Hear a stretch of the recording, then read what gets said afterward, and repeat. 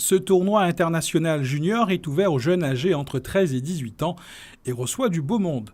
Parmi les participants à la compétition ITF Junior, des joueurs venus des 5 continents. Chez les jeunes filles, la tête de série numéro 1 qui vient de Thaïlande. Chez les garçons, la tête de série numéro 2 qui vient de Chine. Et des joueurs du continent américain, d'Europe et d'Afrique. Une trentaine de nations représentées pour la 3e édition de cette compétition, dont le tableau est plus relevé que l'année précédente.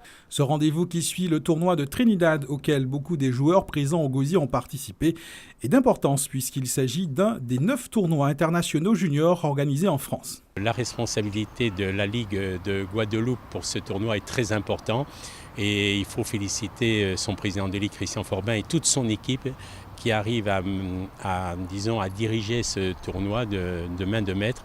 Et les joueurs sont très bien accueillis et ils ont toujours envie de revenir sur ce tournoi. Des joueurs qui prennent plaisir à venir à ce tournoi qui termine la série des tournois organisés dans la zone Caraïbe et qui pour beaucoup sont classés. La meilleure joueuse actuellement est 200e mondiale. Il faut savoir qu'il y a à peu près 2000 joueuses de classées dans le monde.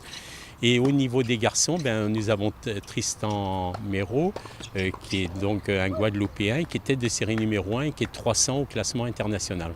Parmi les participants à ce tournoi, Mario Mathurin, un jeune tennisman martiniquais classé 5-6, ravi de se frotter à des joueurs de bon niveau. Ça me fait plaisir et ça me fait découvrir à quel point il y a beaucoup de joueurs, on va dire beaucoup plus forts que moi.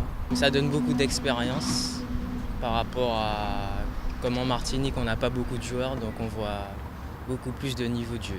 Jusqu'à la fin de cette semaine, ces joueurs vont s'affronter dans le cadre de cette Open du Conseil général qui se déroule sur les cours du Gosier.